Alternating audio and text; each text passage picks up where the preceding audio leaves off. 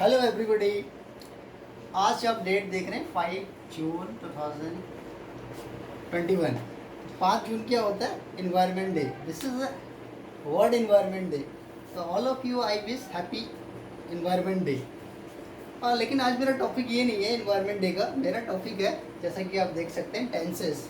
Tenses बहुत ही important है, और जब भी हमें इंग्लिश बोलनी होती है तो अगर हमें टेंसेस नहीं पता है तो हम इंग्लिश नहीं बोल पाते हैं। तो आज हम टेंसेस के बारे में सीखेंगे। बेसिक टेंसेस क्या होते हैं। बेसिकली टेंसेस जो है 3 तरह के टेंस। टेंस का मतलब काल, जो कि हमें समय का बोध कराते हैं। Tenses are the things which tell us about the time.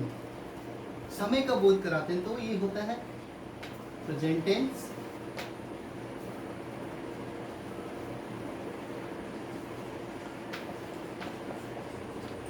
जैसा कि आपको पता ही होगा। दूसरा फास्ट, जिसे हम बोलते हैं भूतकाल। और तीसरा होता है फ्यूचर, जो चीज़ें भविष्य में होने वाली हैं। अब देखो, मैं पहले आपको बता देता हूँ कि ये टेंसेस को टोटल टेंस कितने तरह के होते हैं। प्रेजेंट टेंस, पास्ट टेंस और फ्यूचर, ये टोटल इनके अंदर चार टेंसेज में इनको बांटा गया है, डिवाइड कर दिया है। तो एक होता है प्रेजेंट इंडेफिनिट।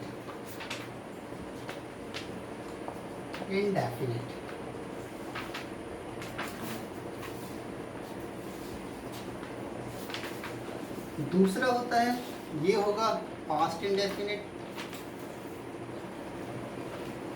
और फ्यूचर इंडेफिनिट।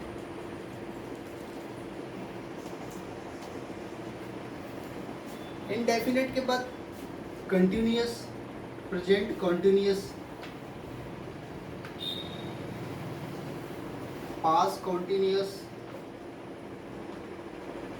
और फ्यूचर कंटिन्यूअस।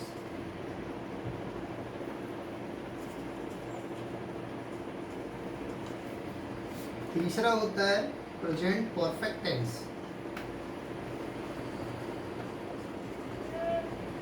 और पास्ट परफेक्ट, और इसी तरह से फ्यूचर में भी आएगा परफेक्ट फ्यूचर, परफेक्ट टेंस। और चौथा जो आखिरी तरह का होता है उसे बोलते हैं परफेक्ट कंटिन्यूअस, यानी कि present perfect continuous. Perfect continuous, past perfect continuous और फ्यूचर परफेक्ट कॉन्टिन्यूस। देखिए, ये 4 तरह के प्रेजेंट टेंस, 4 तरह के पास्ट टेंस और 4 तरह के future tense. Present, past, future, सभी में indefinite, indefinite, indefinite, continuous, continuous और कॉन्टिन्यूस। इसी तरह से perfect, perfect and perfect, present perfect tense, past perfect tense, future perfect tense. और इसी तरह से जो चौथा तरह का है, perfect continuous, present perfect continuous, past perfect continuous and future perfect continuous. अब हम पढ़ेंगे कि ये किस तरह के टेंसेस होते हैं, किस तरह के वाक्यों को हम इंडेफिनिट टेंस बोलेंगे, प्रेजेंट, पास्ट और फ्यूचर, कैसे हम इनकी पहचान करेंगे और कैसे इनका वाक्य प्रयोग इंग्लिश में करेंगे।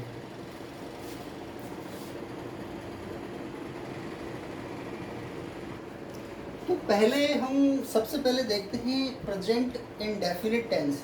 तो हम हेडिंग लिखते हैं present indefinite. Indefinite tense. Present indefinite tense हम किसको बोलेंगे? इस तरह के वाक्य जिनकी लास्ट में ता, ते, ती, ये सब आते हैं। जैसे कि राम जाता है, मैं जाता हूँ, वह जाता है, मैं खाता हूँ, मैं खेलता हूँ। इस तरह के जो वाक्य होते हैं जिनमें ता, ते, ती आता है, उनको हम बोलते हैं प्रेजेंट इंडेफिनिट टेंस।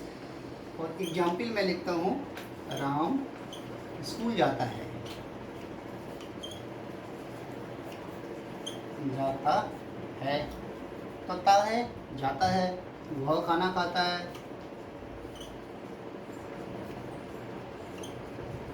खाना खाता है।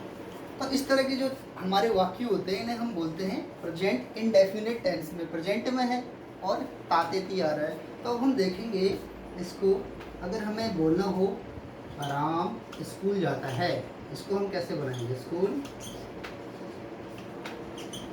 जाता है। ठीक, तो यहाँ पे हम क्या लगाते हैं, जैसे हमें पता है कि सबसे पहले हम लिखेंगे राम,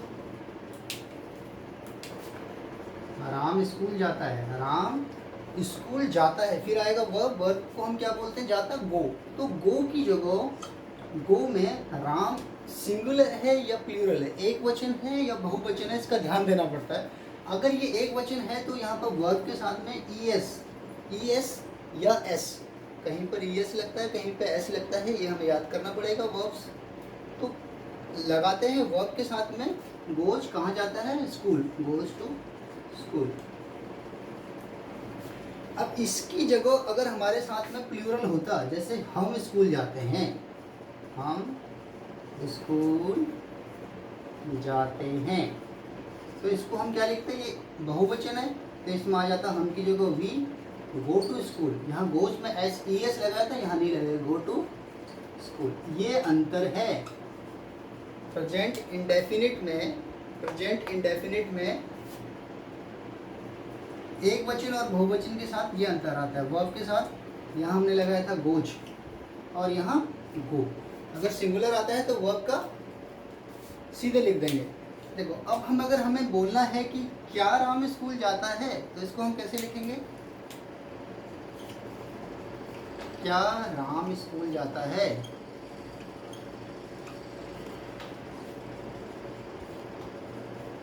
तो इसके लिए क्या करेंगे अब, क्योंकि जब हम पूछते थे कि वह लड़का है, क्या वह लड़का, ही इज अ बॉय, क्या वह लड़का, इज ही अ बॉय, ये हम बोलते थे ना, वह लड़का है।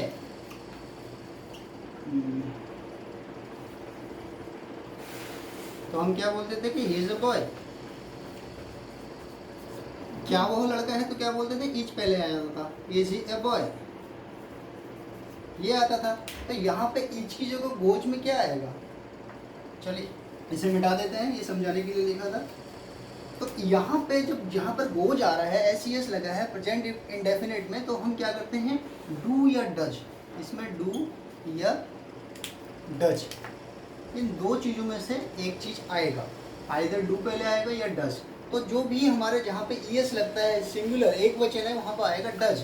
राम एक वचन है तो हम लगाएंगे पहले डज, ये याद रखना है, डज, और बाकी सब सेम हो जाएगा, डज राम गो। अब यहाँ पे ई एस नहीं लगेगा, यहाँ पे फर्स्ट फॉर्म नॉर्मल आ जाती है वर्ब की, does Ram go to school, क्या राम स्कूल जाता है। अब इसी चीज़ को अगर हम बहुवचन में करें, हम वाले में, तो क्या बोलेंगे, क्या हम स्कूल जाते हैं, क्या हम स्कूल जाते हैं। चलिए करके देखते हैं, क्या हम स्कूल जाते हैं। तो यहाँ पे गो है तो गो की जगह क्या आएगा, डज नहीं आएगा, डू आएगा। तो how we will write it, कैसे हम इसको लिखेंगे, do we go to school. ठीक है, तो डू और डज का प्रयोग होगा, तातेती जहाँ पर आता है ये प्रेजेंट इंडेफिनिट के अंदर आएगा। और अगर हमें पूछना है हम स्कूल क्यों जाते हैं या राम स्कूल क्यों जाता है, तो यहाँ पे क्योंकि जो को वाई आ जाएगा, why does Ram go to school. ये करके देखते हैं, राम स्कूल क्यों जाता है, राम स्कूल क्यों जाता है। तो इसके लिए क्या आ जाएगा, वाई, चलिए ब्लैक पेन से लिखते हैं, ज़्यादा अच्छा लगेगा, why does Ram go to school, go to school. बाकी कोई चेंजेस नहीं है। No. अगर हम आता है यहाँ पे, तो हम स्कूल क्यों जाते हैं, why we go to school. ठीक है, तो अगला हम देखेंगे प्रेजेंट इंडेफिनिट के बाद प्रेजेंट कॉन्टिन्यूअस टेंस। हाँ, हम वर्ब्स का तो चलिए अब प्रेजेंट इंडेफिनिट टेंस के बाद हम आगे बढ़ते हैं और हम अब पढ़ेंगे प्रेजेंट कॉन्टिन्यूअस टेंस क्या होते हैं और कैसे इनको हम वाक्य प्रयोग कर सकते हैं। तो हेडिंग डालेंगे present Continuous tense. Continuous tense. देखो ये जो टेंस है ना सबसे इजी टेंस है। कॉन्टिन्यूअस टेंस सबसे इजी टेंस है। देखो कैसे कि ये टेंस इजी है। जहाँ पर भी प्रेजेंट जो चीज़ हो रहा है, कर रहा है, कर रही है, जा रही है, खा रही है, रहा है, तो इसका कैसे हम पहचानते हैं? पहचानते कैसे हैं? रहा है, रही है, खा रहा है, रही है, रहे हैं। ठीक है। अभी जो चीजें हो रही हैं वो सब कंटिन्यूअस है प्रेजेंट में और हो रही हैं, ये हो रही हैं। तो हम एग्जाम्पल अब देखते हैं। Playing. इसी में हम देखते हैं राम खेल रहा है,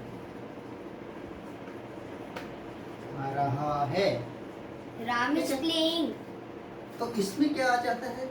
देखिए इसको हम कैसे बनाते हैं। Ram is playing. Very good. Ram is, इसमें इज आएगा और किसी यहाँ पे जो वर्ब आता है उसमें हम प्ले वर्ब है तो इसमें हम आईएनजी लगा देते हैं। कोई भी काम कर रहे हेल्पिंग हो वर्ब तो के साथ में वर्ब के साथ में आईएनजी लगाएंगे। वर्ब के साथ कभी भी ध्यान देना कि इसमें आईएनजी लगेगा वर्ब के साथ में, जैसे कि हमने यहाँ लगाया। ठीक है। ऐसे ही हम एक दूसरा एग्जाम्पल लेते हैं। Ram is eating. श्याम, चलो श्याम आ गया। श्याम खाना खा रहा है। Ram is eating. कोई भी खाना खा रहा है। तो इसको हम कैसे बनाएंगे? Shyam is बहुत eating. Shyam is eating. बहुत बढ़िया। मतलब कोई भी इज आया और आईएनजी लगा दी। ठीक कोई है। भी इसी काम- तरह से कोई भी काम कर रहे हो तो आईएनजी लगाना है। हाँ, वे लड़ाई कर रहे हैं। और वो करता था उसमें आईएनजी नहीं लगाएंगे। लड़ाई कर रहे, लड़ाई करनी बुरी बात है, आईएनजी। लेकिन हमें तो वाक्य प्रयोग करना है। हम बोलेंगे वे की जगह दे कर रहे हैं, are fighting. They are fighting. They must not fight, लेकिन दे आर फाइटिंग, वे लड़ाई कर रहे हैं। चलिए अब इसको हम इधर बनाते हैं। क्या राम खेल रहा है? चलो जल्दी से बताइए आप क्या लिखेंगे। क्या? राम खेल रहा है। तो क्या इसमें आएगा? इज पहले आ जाएगा, पहले हेल्पिंग वर्ब, तो यहाँ आ जाएगा is Ram playing. Is Ram playing. Yes, Ram. Correct. Correct, बहुत बढ़िया। सो पहले अब बताइए शाम खाना खा रहा है। क्या शाम खाना खा रहे हैं? क्या शाम खाना खा रहा है? हमें क्या पता खाना खा रहा है कि नहीं, लेकिन हमें क्या मतलब, हमें तो इज वाक्य प्रयोग करना है। शाम हमें तो ईटिंग। अंग्रेजी में बोलना है। क्या इज- शाम खा रहा है? क्या इज शाम ईटिंग। इज हाँ। शाम ईटिंग। बहुत बढ़िया। हमें नहीं पता खाना खा रहा है नहीं खा रहा है, लेकिन हम उसका वाक्य प्रयोग कर देंगे। तो हम क्या लिखेंगे? इस शाम। कोई भी दूसरा वर्ड हो उसको पहले ले आएंगे अगर कोई क्वेश्चन पूछ रहा हो। बहुत बढ़िया। ठीक। अगर आप हम ये बताएं ऐसी वे लड़ाई कर रहे हैं, क्या वे लड़ाई कर रहे हैं? क्या पता? Are they playing? Are they fighting? चलिए बहुत बढ़िया। तो ये हमने सीख लिया। अब अगर हम ये कहें राम खेल रहा है, राम क्यों खेल रहा है? राम क्यों खेल रहा है? हमें क्या पता क्यों खेल रहा है, लेकिन हमें तो वाक्य प्रयोग करना है। चलिए करते हैं। राम क्यों खेल रहा है?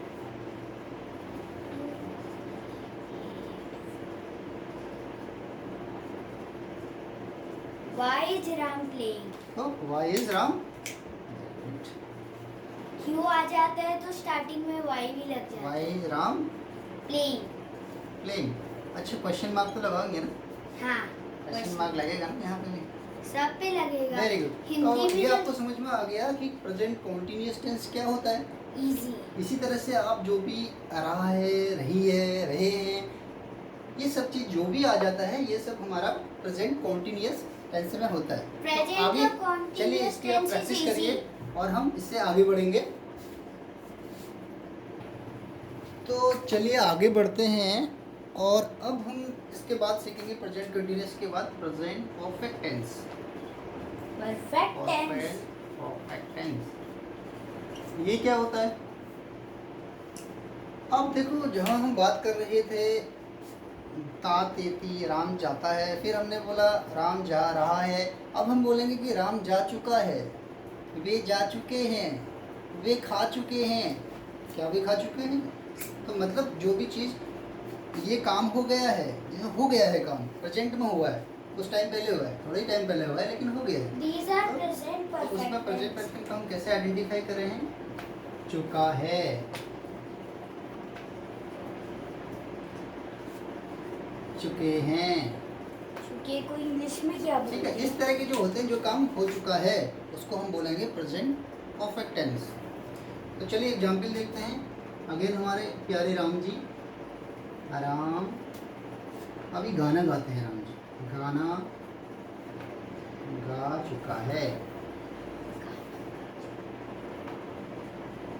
तो इसको कैसे लिखेंगे? देखिए, इसमें जब भी प्रेजेंट परफेक्ट टेंस आता है, वहाँ पे हम क्या करते हैं, हमें वर्ब देखना होता है, वर्ब की फॉर्म्स को चेंज करना होता है।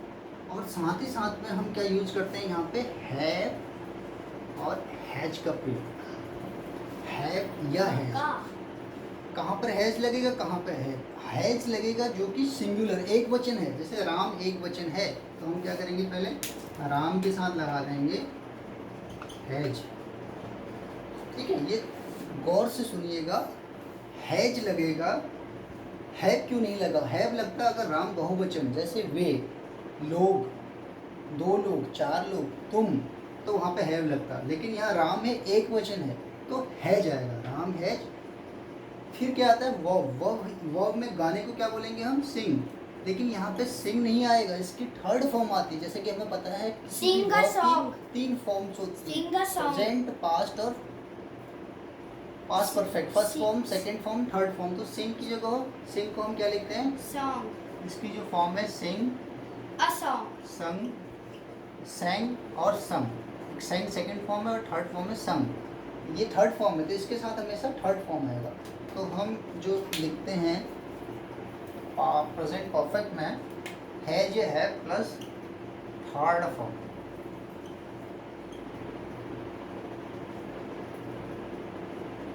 Third form of verb. ठीक है, चलिए इसे करते हैं। क्या हो जाएगा, राम हैज, सिंग की जगह आएगा संग। Sung a song. ठीक, राम की जगह आएगा सिंग, संग और सॉन्ग।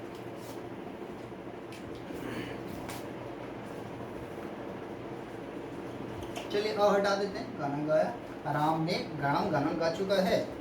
राम है संग सॉन्ग। ऐसे हम करते हैं, मोहन खा चुका है।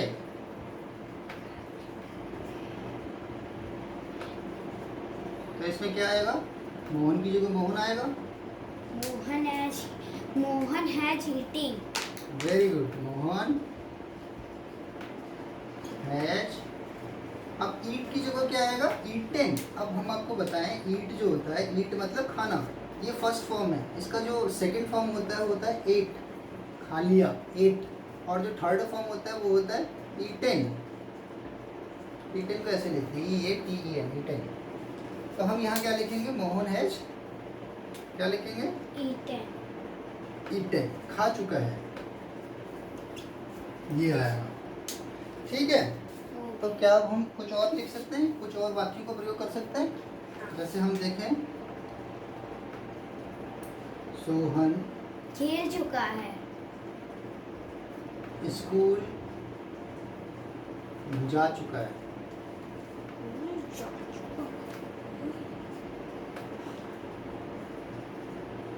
आपने पूछा सोहन के बारे में, तो हमने बताया सोहन स्कूल जा चुका है। तो ये क्या, प्रेजेंट परफेक्ट टेंस। तो हम इसको कैसे लिखेंगे, सोहन ये वाक्य प्रयोग प्रेजेंट परफेक्ट में करने के लिए आपको वर्ब की थर्ड फॉर्म आनी चाहिए, वो याद आपको होनी चाहिए। तो स्कूल कहाँ जा चुका है? जा चुका है। सोहन हैज, ये सिंगुलर ही आ रहा है हमारे पास, अभी एक वचन आ रहा है। Sohan has gone. गो की फॉर्म्स गो, वेंट और गॉन, तीन फॉर्म में। First form go, second form went, third form gone. तो यहाँ पे आएगा Sohan has gone to school. समझ में आया? लिखिए। क्योंकि जो हमारा गो है, गो को हम लिखते हैं गो, फर्स्ट वेंट और Gone। गॉन, ये है हमारे तीन फॉर्म्स।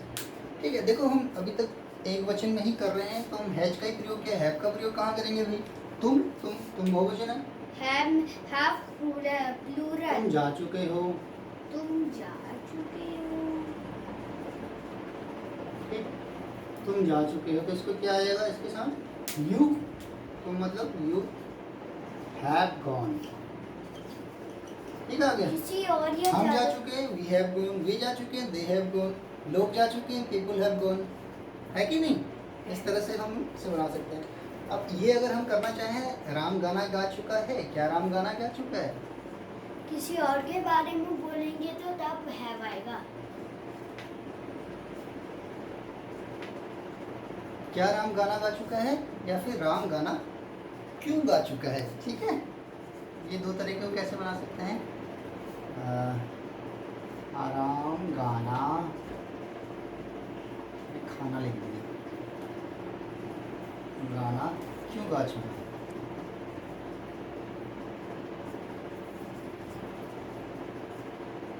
चलिए बनाते हैं, बताइए, आप बताइए। राम क्या राम गाना गा चुका है? राम गाना गा चुका है, राम है संग सॉन्ग। क्या राम गाना गा चुका है? कैसे बनाएंगे बताइए? पहले वर्ब पहले आ जाएगा, हेल्पिंग वर्ब क्या हो जाएगा? Has Ram, has Ram sung song. ठीक है, ओके। अब ऐसे ही राम गाना क्यों गा चुका है, तो क्यों वाई है, वाई। वाई फिर क्या आएगा? Why why has Ram Ram sung song. संग। ठीक है, बहुत बढ़िया। इसी तरह हम बोल सकते हैं मोहन खाना खा चुका है। तो अगर हम इसको बनाना चाहें कि मोहन खाना, क्या मोहन खाना खा चुका है, तो हम इसमें क्या कर सकते हैं? Has Mohan eaten. ईटन, खाना खा चुका है। Question mark. क्वेश्चन मार्क, बहुत बढ़िया। और यहाँ अगर करना चाहें, has Sohan gone to school and you have gone, have you gone, तो हम यहाँ अगर इसे लिखें, क्या तुम जा चुके हो? Have you gone and question mark. बहुत बढ़िया, तो इसमें क्या आ जाएगा? Have you gone question mark. Have you gone? बहुत बढ़िया। तो ये हमारा प्रेजेंट परफेक्ट टेंस है, जिसमें हम पहचान करते हैं चुका है, चुकी है, जो काम अभी हो चुके हैं, वो उनकी पहचान है। और इसके लिए हम क्या यूज करते हैं? हैज या हैव, एक वचन के साथ हैज आएगा और बहुवचन के साथ हैव का प्रयोग करेंगे। और साथ ही साथ वर्ब की जो है थर्ड फॉर्म हम यूज करते हैं।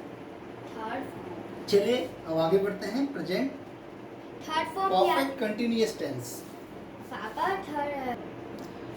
तो चलिए अब हम पढ़ते हैं प्रेजेंट परफेक्ट कंटिन्यूअस। तो जो हमारा चौथा तरह का इसमें रह गया है वो है प्रेजेंट परफेक्ट कंटिन्यूअस टेंस। ये लास्ट टेंस है, प्रेजेंट टेंस का लास्ट पार्ट है। तो इसमें अब इसकी हम पहचान कैसे करते हैं? जहाँ पर भी एक तो परफेक्ट है, प्रेजेंट में है और परफेक्ट भी है, कॉन्टिन्यूअस यानी कि हो भी चुका है काम और हो भी रहा है, यानी कि कंटिन्यूटी भी बनी है और हो भी चुका है। तो इसको हम किस तरह के सेंटेंस से यहाँ पे आते हैं? जो काम कुछ समय से हो रहे हैं, जैसे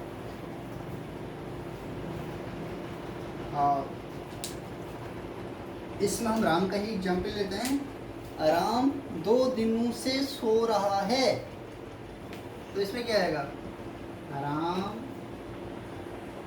2 दिनों से सो रहा है।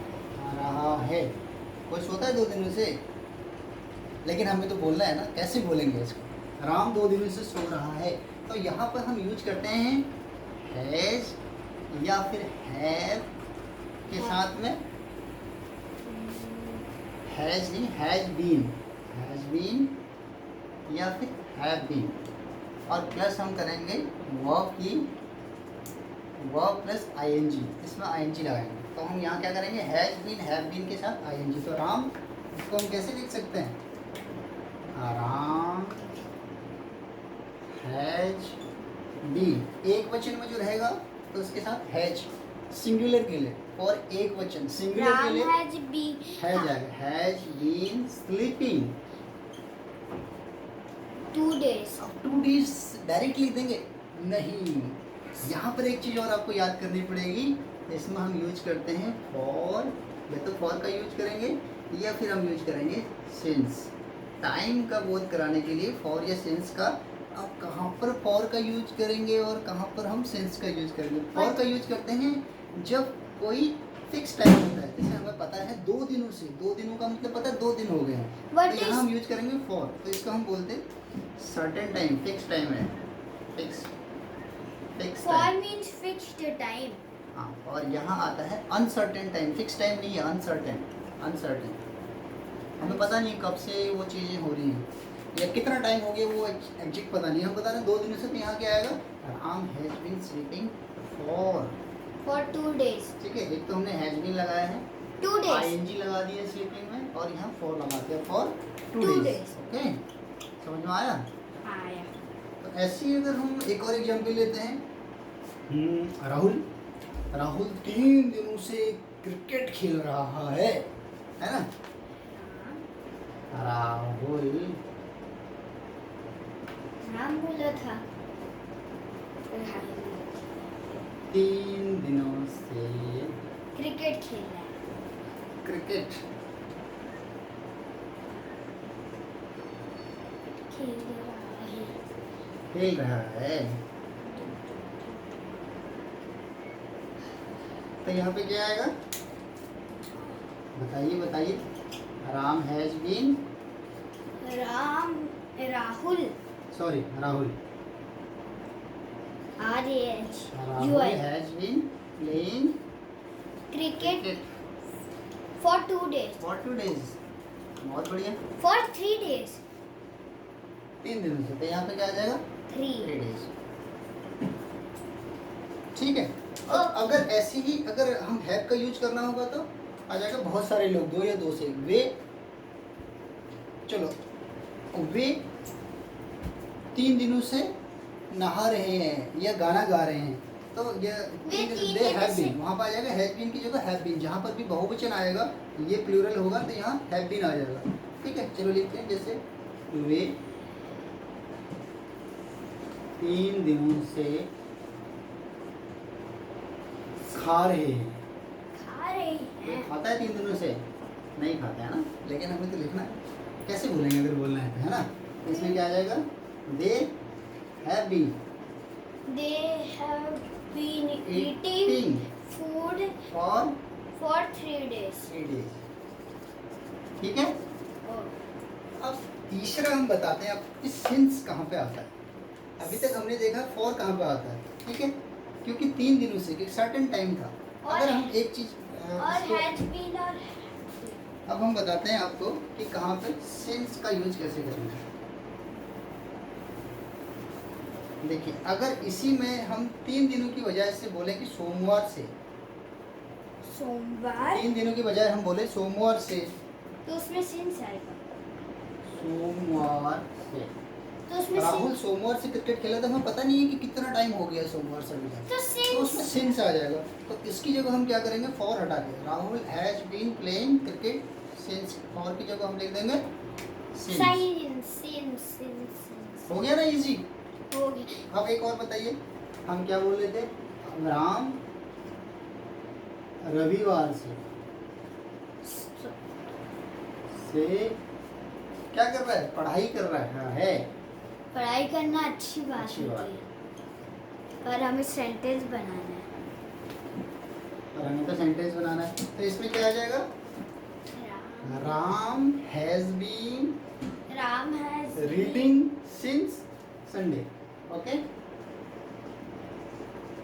पढ़ाई has been reading reading since. Okay, ठीक है। पढ़ाई को रीडिंग तो अब ये चीज बताइए, अगर हमें क्वेश्चन बनाना है, क्या राहुल सोमवार से क्रिकेट खेलना है, तो उसमें क्या अगर आता है तो क्या हो जाएगा? हैज पहले आ जाएगा।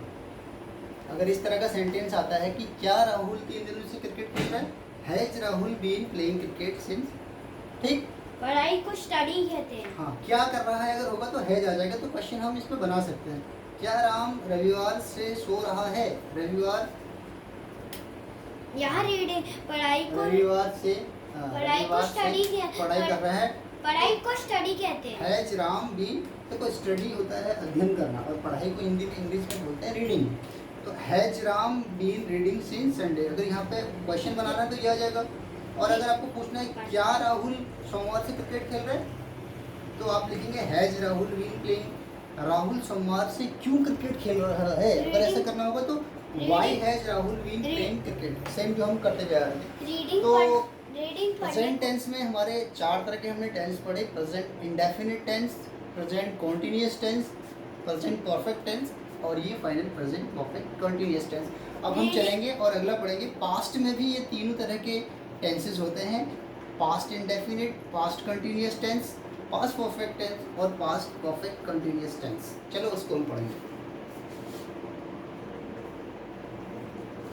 तो चलिए अब देखते हैं पास्ट में हमारे पास्ट में कौन कौन से टेंसेज आते हैं। जैसे कि हमने प्रेजेंट में पढ़े थे 3 तरह के tense, indefinite, continuous, perfect and perfect continuous. इसी तरह से, बिल्कुल इसी तरह से जिस तरह से प्रेजेंट में था, ऐसे ही चारों नाम हैं पास्ट में। यहाँ पर अंतर क्या है, केवल पास्ट चेंज हो गया। Past indefinite, past continuous tense, past perfect tense और पास्ट परफेक्ट कंटिन्यूअस टेंस। देखिए, जैसे कि ये वीडियो ऑलरेडी काफ़ी लंबी हो चुकी है, तो इसके लिए मैं इस पास्ट के जो पार्ट्स हैं इसको अगले वीडियो में कंटिन्यू करूँगा। और अगर आपको वीडियो अच्छी लगी तो प्लीज़ लाइक दीजिएगा, और अगला वीडियो आपके पास पहुँचे इसके लिए प्लीज़ सब्सक्राइब इट।